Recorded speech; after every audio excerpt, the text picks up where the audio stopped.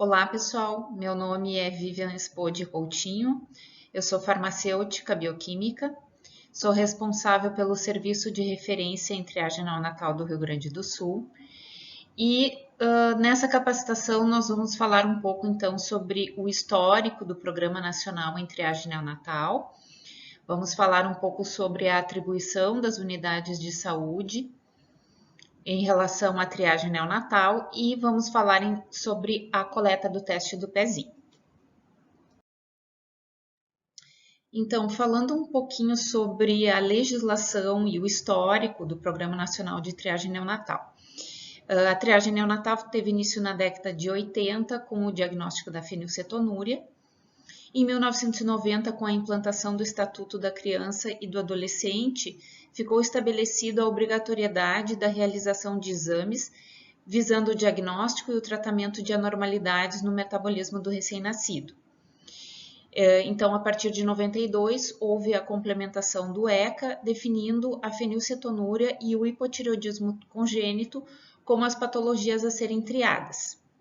Mas foi somente em 2001 que foi instituído no âmbito do SUS o Programa Nacional de Triagem Neonatal, com o objetivo de ampliar a triagem neonatal, incluindo as hemoglobinopatias e a fibrose cística, ampliando assim a detecção precoce das doenças, a cobertura populacional, tendo como meta 100% dos nascidos vivos, a instituição do serviço de busca ativa dos pacientes suspeitos, a confirmação do diagnóstico e o acompanhamento e o tratamento das crianças detectadas nas redes de atenção do SUS.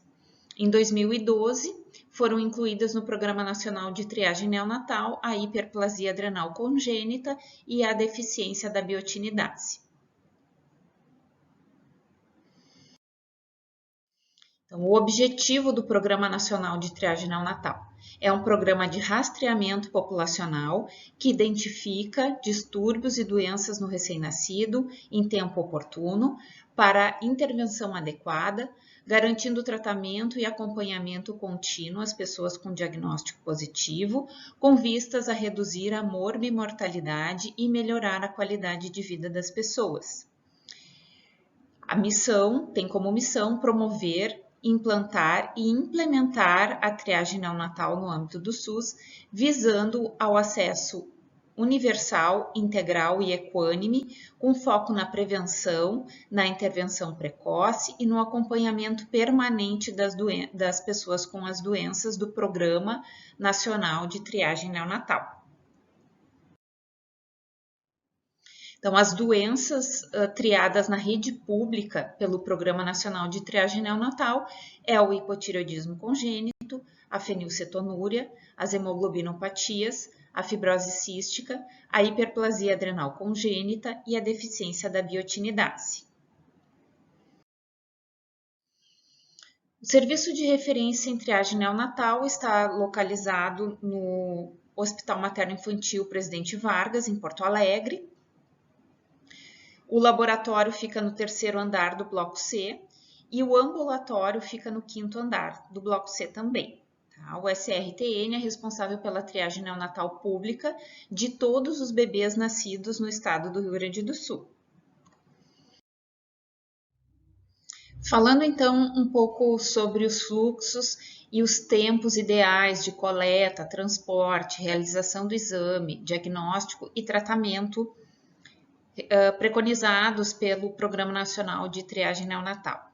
Então, o fluxo o teste do pezinho é coletado nas maternidades, hospitais e unidades de saúde, é encaminhado para o laboratório realiza os exames, caso algum paciente apresente algum exame alterado, esse bebê é encaminhado para o serviço do ambulatório especializado, onde serão feitas consultas e exames complementares para fechar um diagnóstico ou não. Caso o diagnóstico seja positivo, esse bebê então vai receber um tratamento e acompanhamento pelo serviço para o resto da vida, se necessário. Tá? Os tempos ideais, então. O tempo de coleta é do 3º ao 5º dia de vida do recém-nascido. O tempo ideal de transporte desse cartão do local de coleta até o laboratório é de 3 dias. O tempo ideal de realização dos exames é também de 3 dias. E o tempo de recoleta, né? Confirmação desse resultado alterado, encaminhamento desse paciente para o ambulatório para uma primeira consulta, solicitação de exames complementares, também são de 3 dias. Vejam que é importante que todo esse programa, todo esse fluxo, ele aconteça até o 15º dia de vida, tá? Porque tem algumas doenças que é necessário que o tratamento inicie antes da 2ª semana de vida para evitar sequelas. Então, aqui um quadro com o tempo ideal para o início do tratamento de cada doença. No caso da fenilcetonúria, o início do tratamento deve começar em torno dos 10 dias de vida. No hipotireoidismo congênito, até a 2ª semana de vida. A fibrose cística, o mais precoce possível. A hiperplasia adrenal congênita até os 10 dias de vida, mas sempre lembrando que é uma doença muito grave que pode levar a óbito, então o quanto antes nós temos que ter esse diagnóstico fechado e o bebê deve começar o tratamento e a avaliação dos eletrólitos, né? No caso da deficiência da biotinidase, o mais precoce possível, e no caso das hemoglobinopatias, até o 2º mês de vida, dependendo da clínica do paciente, né?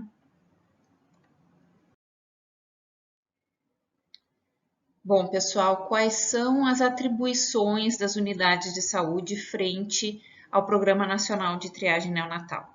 Então, é o controle e armazenamento adequado do kit de coleta, tá?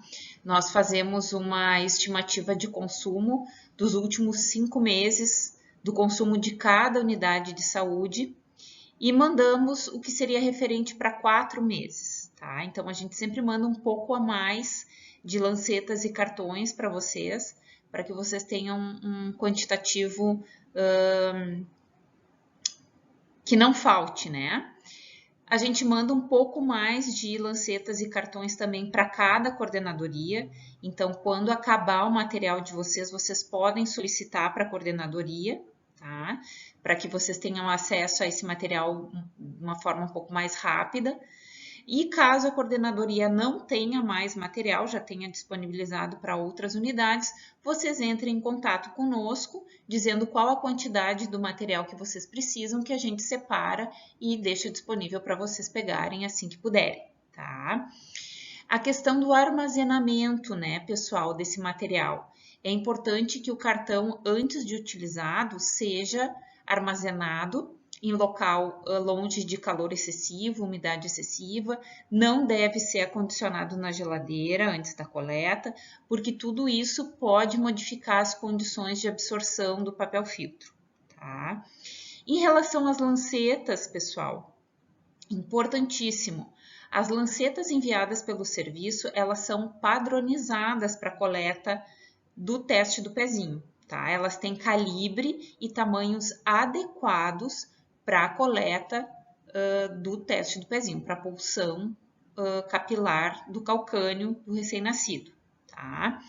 Então, vocês aí na unidade de saúde devem ter inúmeros tipos de lancetas e até mesmo de agulha de punção, mas a coleta do teste do pezinho deve ser feita com a lanceta padrão, tanto para proteger o paciente como para proteger o profissional que está realizando a coleta, né? E garantir que a coleta seja adequada, tá?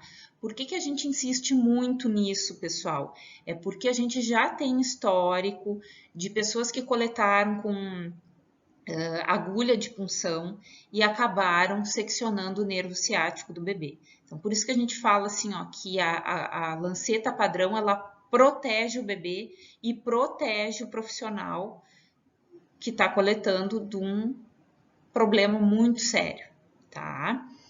E então é isso, né? A unidade de saúde ela tem a responsabilidade de quando tiver em falta ou tiver prestes a acabar, entrar em contato com quem possa disponibilizar mais material para vocês, tá? A coleta deve ser diária, tá? A unidade de saúde deve padronizar a coleta diária do teste do pezinho, tá? E independente da data de envio. Mas a gente sabe que algumas unidades dependem do carro do município, né, da Secretaria de Saúde do município para enviar os testes. A gente preconiza que envie pelo correio, que padronize o envio diário através do correio, né, porque a gente tem uma parceria com os correios, com o código de envio, e aí vocês não atrasam o envio, né? Porque, assim, em algumas unidades acontece do carro estragar, ou naquele dia o motorista não poder ir, enfim, a gente não pode depender disso para enviar os cartões, tá? E como a gente tem a opção de envio pelo correio, a gente orienta que o pessoal, então, padronize o envio pelo correio, tá? A unidade de saúde deve ter um livro em que todas as coletas devem ser registradas, com todos os dados dos pacientes e do coletador. Deve proceder à secagem correta do material coletado, isso eu vou falar posteriormente. O envio deve ser diário, como eu já falei. O preenchimento da lista de pacientes, que é encaminhado ao laboratório do SRTN. O preenchimento completo do cartão, do teste do pezinho, também vou falar em detalhes mais adiante. E a conferência do recebimento de todos os resultados dos testes enviados para o laboratório. Então, o material que deve ser separado, então, para fazer a coleta do teste do pezinho, são as lancetas, o cartão, a estante para secagem do material de coleta. Assim, pessoal, a gente não tem, infelizmente, estantes para enviar para todas as unidades, tá? A gente não conseguiu mandar fazer mais, mas tem muitas unidades que utilizam garrafa PET, né? Lavam bem, secam bem uma garrafa PET e cortam esses vinquinhos ali, como daquela estante de papel, e fazem um suporte para que o cartão consiga ficar na posição horizontal ali para secagem, tá?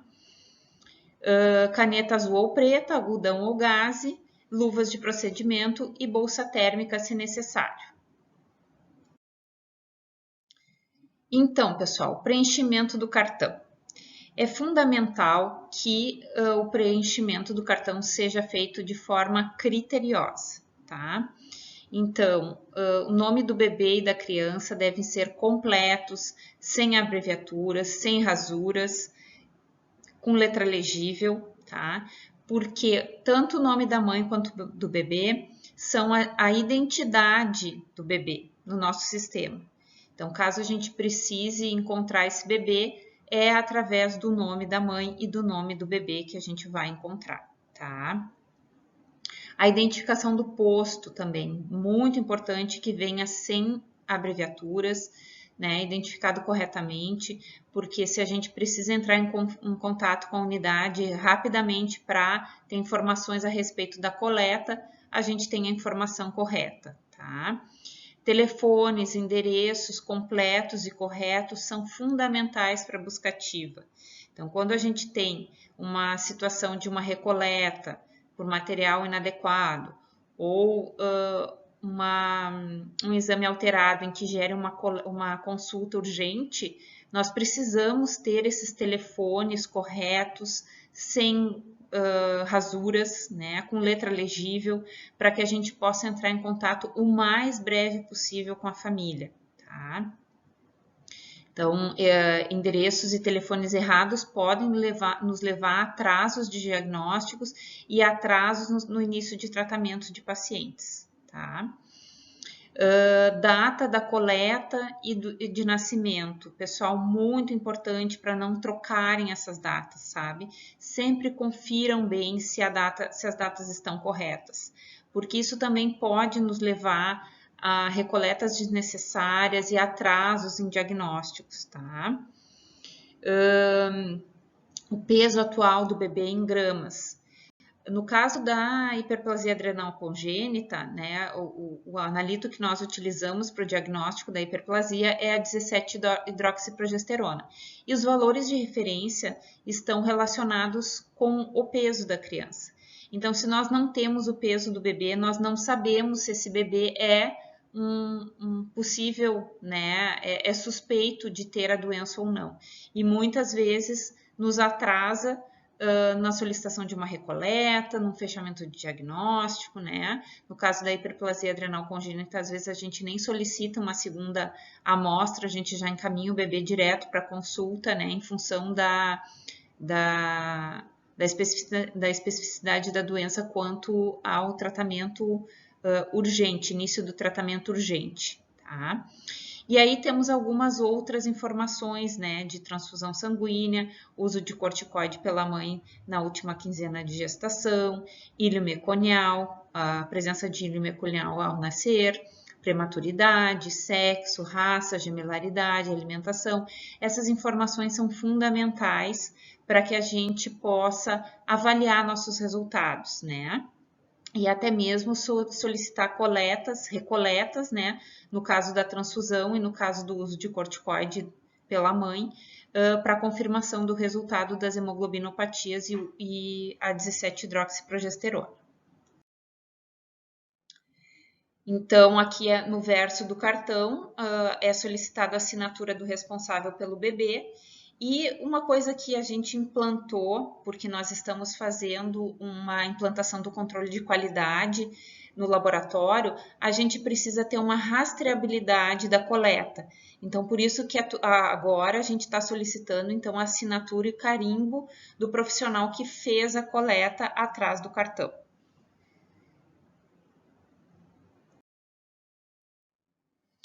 Então, a técnica da coleta propriamente dita, né? Lavar e enxugar muito bem as mãos antes da manipulação do cartão, não usar cremes, substâncias gordurosas ou outras, né, que possam modificar as condições de absorção do papel filtro, sempre usar luvas de procedimento para fazer a punção e para manusear o cartão também. Então, orientar os pais e responsáveis a respeito do procedimento que irá ser executado, assim como a finalidade do teste e a necessidade da retirada do resultado na unidade de saúde de referência. Então, pessoal, se o bebê coletar em uma maternidade ou hospital, sempre ele será orientado, a família será orientada de que a retirada do teste do pezinho deve acontecer na unidade de saúde, tá? Então, orientar os pais e responsáveis a ficar em pé, segurando a criança na posição de arroto, verificar o aquecimento e permeabilidade do pezinho. Caso necessário, pode ser feita uma compressa morna de no máximo 44 graus Celsius por 5 minutos, tá?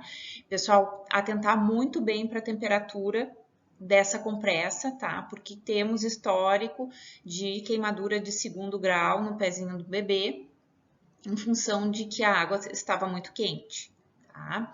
Utilizar gás ou algodão seco na região a ser puncionada. Em caso do uso de álcool ou de água para asepsia, aguardar muito bem a secagem do pezinho, porque tanto o álcool como a água pode diluir e causar hemólise na amostra e aí vai nos levar a uma recoleta, tá? Atentar sempre para a região ideal da coleta, né, que é na região lateral do calcânio e não na região central. Por que não na região central? Porque a região lateral é mais vascularizada, né? E essa região aqui, por ter menos tecido e ser menos vascularizada, pode levar a uma lesão óssea no pezinho do bebê. Então, puncionar utilizando a lanceta padrão indicada pelo laboratório do SRTN lateralmente, exercer uma leve pressão no local da punção para a formação de uma grande gota, retirá-la com algodão seco ou gaze e aí aguardar a formação de uma nova grande gota, tá? A gente pode fazer a ordenha então também desse pezinho para que haja a formação de uma grande gota e encostar o papel filtro na gota, tá? Prestem bem atenção, pessoal, que o papel filtro não deve encostar no pezinho do bebê, e sim na gota de sangue. Porque muitas vezes, se a gente encosta no pé, pode acontecer a supersaturação da amostra e também muitas vezes pode estancar o sangue, tá? E aí tem que fazer uma nova punção, tá? Então, o ideal sempre é encostar o papel filtro na gota e deixar que o papel filtro faça a absorção dessa gota, tá? Pingar o sangue nas 5 circunferências do cartão.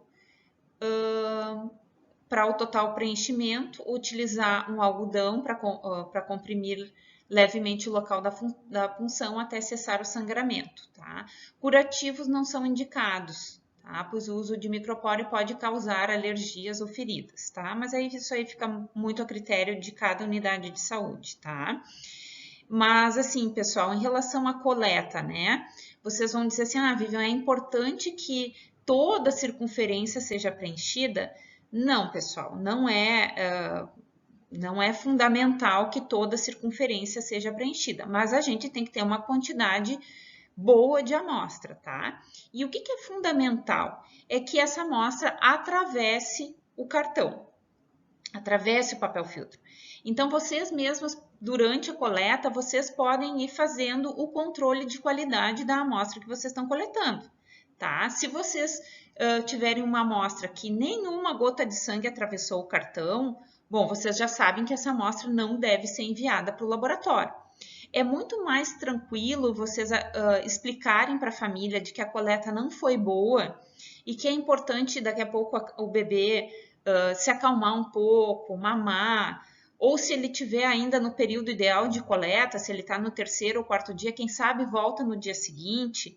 É muito mais tranquilo vocês explicarem isso para a família do que esse cartão levar, né, 3 dias para chegar no laboratório, o laboratório fazer a triagem dessa amostra, a buscativa entrar em contato com a família ou com a unidade para poder solicitar essa nova coleta, vai gerar um estresse desnecessário nessa família, porque muitas vezes não se entende que foi uma coleta inadequada, às vezes se entende que tem um exame alterado que precisa de uma nova coleta, e fora que a gente está perdendo um tempo precioso para fazer um diagnóstico precoce, tá? Então, essa é a orientação que eu acho mais importante dessa capacitação, de que vocês saibam como é que é uma coleta bem feita e que vocês mesmas podem ter essa percepção se a coleta é uma coleta ideal ou é uma coleta inadequada, tá? Acho muito importante vocês atentarem para isso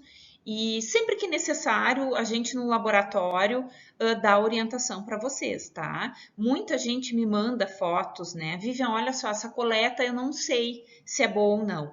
Às vezes até o que me surpreende é que a maioria das vezes as coletas são boas, né? Mas podendo mandar uma foto, se vocês estão na dúvida, mandem a foto, né? Tentem mandar a foto para a gente avaliar e ver se de repente uma outra coleta não seria melhor, mais adequada, tá?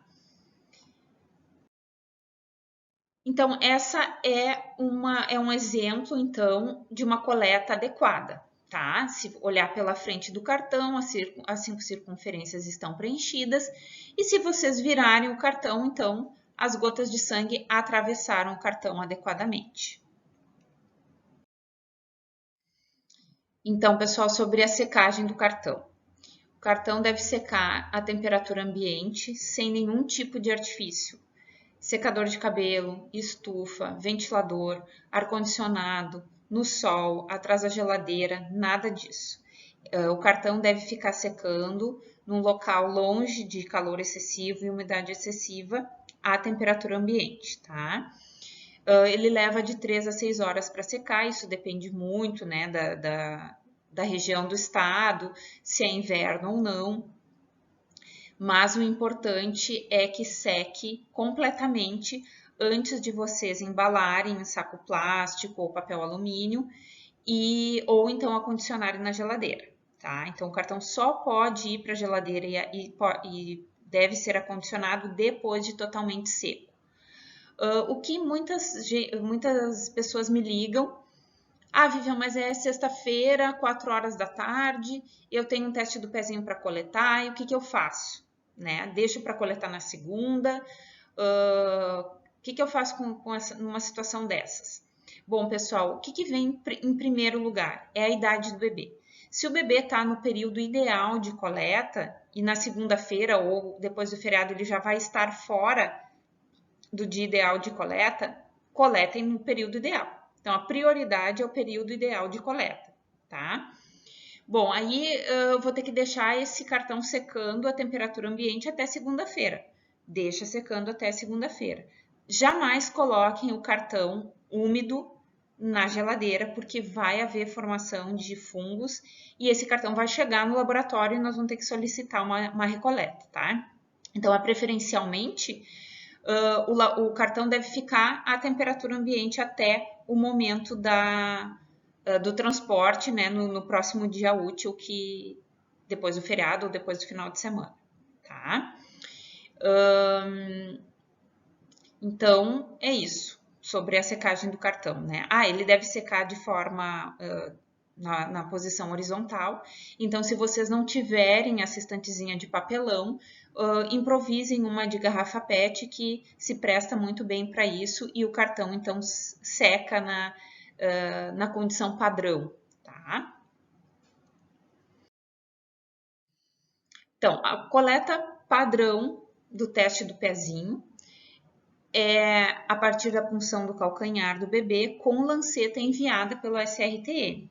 Coleta de sangue venoso deve ser evitada, pois pode levar a problemas técnicos tais como supersaturação de amostras, tá? Agora, se a gente está falando de uma UTI neonatal, né, que é uma necessidade extrema de uma coleta venosa, nunca utilizar nenhum tipo de anticoagulante, nem EDTA, nem citrato, nem heparina, porque eles alteram os exames, tá? Eles causam interferências nos exames e aí a gente pode ter resultados falsos positivos ou negativos e a gente nem perceber caso a gente não tenha informação de que essa amostra tenha entrado em contato com algum anticoagulante. Quais são os problemas técnicos que nós temos no teste do pezinho? É um material insuficiente, material hemolizado, material diluído com água ou álcool, sobreposição de gotas, secagem de material forçada, umidade, né, quando é guardado na geladeira sem estar totalmente seco, que daí pode surgir fungos, e ressecamento da amostra por calor excessivo, tá? Então, aqui nós temos amostras de materiais insuficientes, tá? Quando a gente olha esse cartão aqui pela frente, a gente não diz que é uma amostra inadequada, né? É um material insuficiente. Mas quando a gente vira o cartão, então a gente vê que as amostras de sangue não atravessaram o cartão. Então é isso que eu digo para vocês quando para vocês fazerem o controle de qualidade da amostra de vocês. Vocês mesmas podem ter ideia se essa amostra ela é adequada ou não, tá? Aqui também, ó, um exemplo de uma amostra insuficiente, tá? Aqui já pela frente do cartão a gente vai ver, já vê que é uma amostra insuficiente. Aqui nessa foto, eu gosto sempre de mostrar isso, porque esse aqui, vocês estão vendo que essa amostra aqui já foi picotada, ó. Esse é o tamanho do picote que a gente precisa para fazer a análise dos exames, tá? A gente precisa 7 picotes iguais esse aqui para poder fazer todas as análises, tá? Caso a gente tenha que repetir, daí a gente precisa mais. Então, é bem importante mostrar o tamanho da amostra que a gente precisa, tá? A gente precisa 7 picotes desse aqui, no mínimo, para poder realizar um exame completo. Caso a amostra não dê para fazer esses 7 picotes, a gente já chama esse material de insuficiente e acaba solicitando uma recoleta, tá? Aqui nós temos um exemplo de uma amostra com sobreposição de gotas, tá? Então, se vocês olharem assim, tem vários pingos. E isso é uma coisa importante, pessoal. Quando vocês estiverem coletando, é uma gota em cada circunferência. Se vocês pensam assim, ah, pois é, ficou pequena essa gota aqui, vou botar mais uma gota em cima da outra. Não, pessoal. Quando essa amostra chega no laboratório, a gente consegue identificar essa sobreposição de gotas e a gente acaba solicitando uma recoleta, porque sobreposição de gotas pode levar uma quantidade excessiva de sangue, o que pode nos levar tanto a resultados positivos, falsos positivos, como falsos negativos. Tá? Então, é sempre importante, assim, ó, é uma gota de sangue por circunferência, tá? Aqui é um exemplo de uma amostra hemolizada. Essa amostra aqui ela foi embalada em papel alumínio antes da secagem completa e aí hemolizou o sangue, tá? Esse é um exemplo aqui em que a pessoa mandou 3 vezes a amostra do mesmo jeito. E ela não entendia porque a coleta ficava tão perfeita e ela não entendia o porquê que tinha hemolizado, né? Aí nós tínhamos que entrar em contato com ela e aí ela nos contou que ela coletava e embalava num papel alumínio antes da secagem completa. E aí então levava a hemólise, tá? Então, quais são as questões que nos levam a reconvocações? Os problemas técnicos que foram citados, uma confirmação de resultado, muitas vezes, dependendo do fluxo de cada doença, a gente solicita uma recoleta para confirmação de resultado. No caso de transfusão sanguínea, nós precisamos fazer uma recoleta após 90 dias da data do nascimento ou da transfusão para confirmação das hemoglobinas. E, pessoal, bem importante, é fundamental que essa informação venha identificada no cartão de forma correta. Tá? A gente sabe que muitas vezes a família não tem condições de saber o que é realmente uma transfusão sanguínea.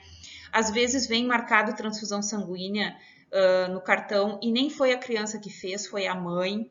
Porque a gente sabe que essa é uma informação que depende da família, muitas vezes, né? E que as pessoas não têm conhecimento para isso. Mas tivemos um diagnóstico tardio de uma anemia falciforme, justamente porque a informação de transfusão sanguínea veio marcada como não, e essa criança não foi repetido o exame dela em 90 dias, e o resultado dela saiu simplesmente como traço falcêmico e não como uma doença, né? E não como uma criança com a doença, né? E no fim essa criança foi diagnosticada com 1 ano e meio, tá? Então assim, ó, é importante vocês terem noção se essa criança ficou internada, se teve algum problema. Eu acho que vocês têm que aprofundar essa conversa para ver mesmo se essa criança não recebeu uma transfusão, tá? Porque infelizmente a gente teve esse caso e foi por um erro de preenchimento do cartão, tá? No caso do uso de corticoide pela mãe na última quinzena de gestação, deve ser coletado, deve-se fazer uma recoleta, então, do 15º dia ao 29º dia de vida do bebê para a confirmação da 17-hidroxiprogesterona, tá? E assim, pessoal, com exceção da questão da transfusão e do uso de corticoide, todas as outras recoletas, elas são de caráter de urgência, tá? Porque como vocês lembram lá no início, quando eu expliquei o fluxo para vocês, todo o processo deve acontecer até o 15º dia de vida do bebê. Então, e isso tudo acontece se tudo acontecer de forma dentro dos períodos padrões. Mas se a gente foge dos períodos padrões de coleta, de transporte, de liberação do resultado, a gente já está perdendo tempo, né? E se a gente precisa de uma recoleta, mais tempo ainda se demora para fechar o diagnóstico, tá? Então, muito importante se fazer muito bem a primeira coleta, prestar muito bem atenção na qualidade da amostra que vocês estão enviando para o laboratório, porque o tempo corre e a gente muitas vezes pode perder a oportunidade de triar precocemente um bebê em função de uma coleta mal feita, né? Ou de um equívoco numa coleta, tá? Sempre que vocês enviarem o cartão de uma recoleta para o laboratório, é importante que vocês sinalizem aqui, ó, que é uma recoleta, tá? Marcar um X aqui, porque esse cartão vai chegar no laboratório e ele vai receber um tratamento diferenciado em relação à urgência no cadastro e na realização do exame, tá? Tudo em função daquilo que já foi explicado, né, na questão dos tempos. Então, as amostras coletadas nas unidades de saúde, após totalmente secas, devem ser embaladas em sacos plásticos e armazenados em geladeira, né, de 2 a 8 graus Celsius até o envio, por no máximo 2 dias. Tá? As pessoas também me perguntam, Vivian, é obrigado a embalar em saco plástico antes de colocar na geladeira? Não é obrigado, mas como a gente sabe que às vezes há descongelamento da geladeira, falta luz no final de semana, então isso já aconteceu de unidades perderem lotes inteiros de cartões porque faltou luz durante o final de semana e a geladeira descongelou e os cartões ficaram molhados e ficaram... tiveram que ser feitas novas coletas de todos aqueles pacientes, tá? Então, nunca o cuidado de botar no saco plástico nunca é demais, tá? Só assim, lembrando, o cartão tem que estar totalmente seco, tá? E, enfim, pessoal, a gente já falou então sobre o envio do cartão, né? Que deve ser feito pelo correio ou pelos motoristas, né? Pelos carros das secretarias de saúde dos municípios, né? Mas se vocês puderem dar preferência pelo correio e padronizar um envio diário dos cartões, é o mais correto e é o preconizado, tá? Então aqui eu vou falar um pouquinho sobre o acesso no site do VH Triagem para o acesso dos laudos, tá? Então aqui está o site que vocês devem entrar. O login é sempre o código do posto e a senha é igual para todas as unidades de saúde, que é a HMIPV, _ SRTN, tudo minúsculo. E pressionar Enter. Tá? Então, aqui, digitar o código do posto e a senha, que é igual para todos, e digitar Enter. Aí vai aparecer, então, lotes recebidos. Aí vocês cliquem nos lotes recebidos. Então, aqui vocês vão clicar em cima do lote desejado, que vai abrir uma tela com os pacientes desse lote. Aí aqui, se vocês clicarem em folha de resultados,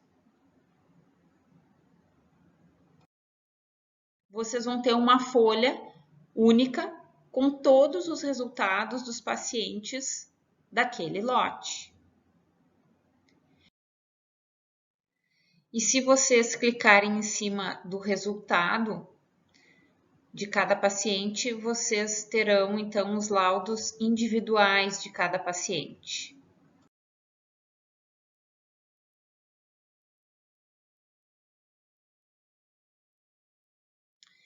Então, como é que eu faço para pesquisar laudos que não foram coletados na minha unidade de saúde? Tá? Até 2020, no início da pandemia, as unidades de saúde só tinham acesso aos testes do pezinho coletados nas suas unidades de saúde. Em 2020, como foram liberadas as coletas nos hospitais, então foi liberado para que as unidades de saúde pudessem ter acesso a todos os testes do pezinho, a todos os pacientes, tá? Então, nessa tela aqui, essa é a condição normal, ó, quando vocês pesquisam um laudo coletado na unidade de saúde de vocês, tá? Se vocês querem pesquisar um paciente que não foi coletado na unidade de saúde de vocês, tem que marcar aqui, ó, no lado direito da tela, clicar ali em todos os postos. E aí vocês podem digitar o nome da criança, o nome da mãe e dar OK, que aí então vocês vão ter acesso ao laudo daquele paciente, tá? Ó, aí tem o laudo do paciente aqui, e aí vocês podem imprimir normalmente, tá? Bom, pessoal, a bibliografia que eu usei para montar essa aula foi o Manual de Normas Técnicas e Rotinas Operacionais do Programa Nacional de Triagem Neonatal. Esse é um manual que está disponível na internet e que é uma leitura bem agradável, assim, e que pode elucidar muitas coisas, assim, em relação às doenças, em relação ao Programa Nacional e à coleta. Enfim, é uma ótima leitura, sugiro para que vocês tenham aí com vocês sempre que necessário para tirar alguma dúvida, tá? Mas também estamos sempre à disposição aqui no laboratório. Eu sou a Vivian, tem a Carolina e a Paloma, que são farmacêuticas, e aqui está o nosso contato e o nosso e-mail, tá? Sempre que tiverem alguma dúvida, qualquer que seja, entre em contato que a gente ajuda vocês, tá? Pessoal, assim, uma reflexão que eu gosto sempre de fazer nas capacitações, tá?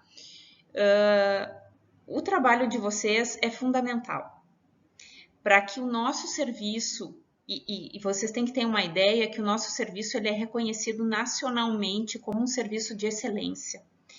E esse serviço só é reconhecido como de excelência porque nós temos pessoas comprometidas na ponta. Pessoas que fazem coleta, que se dedicam, que se preocupam com o resultado do exame, com um exame bem feito, com uma coleta bem feita. E a gente recebe muitas solicitações de capacitações, né? Porque a gente sabe que as equipes elas são focadas em fazer um trabalho bem feito. Não só na coleta do teste do pezinho, como tantos outros trabalhos maravilhosos que vocês se dedicam aí nas unidades de saúde. Então, assim, a nossa equipe agradece e está à disposição para o que vocês precisarem, tá? Se precisarem de uma capacitação mais específica, nós estamos à disposição, tá? Mas fica o nosso agradecimento e o nosso reconhecimento do trabalho lindo e bem feito, com dedicação e com amor que vocês fazem, tá? Um abraço para todos e espero poder voltar a ter capacitações presenciais o quanto antes. Um abraço a todos.